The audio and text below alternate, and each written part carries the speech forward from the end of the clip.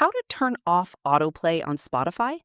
In this quick tutorial, I'll show you how to disable Spotify autoplay and stop Spotify from automatically playing similar songs after your music ends. First, open the Spotify app and tap on your profile icon in the top left corner. Next, select Settings and Privacy. Now, tap on Playback to access your Spotify playback settings.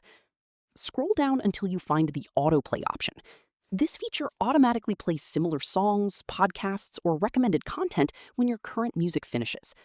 Simply turn off the autoplay similar content toggle to stop Spotify from continuing playback automatically. Once disabled, Spotify will stop playing recommended tracks after your selected content ends, giving you more control over your listening experience. If Spotify is still starting music automatically when connected to your car or another device, try completely closing the Spotify app and reopening it. In some cases, connected devices may trigger playback independently of Spotify's autoplay setting. And that's how to turn off autoplay on Spotify. If this tutorial helped, don't forget to like the video and subscribe for more Spotify tips and how-to tutorials.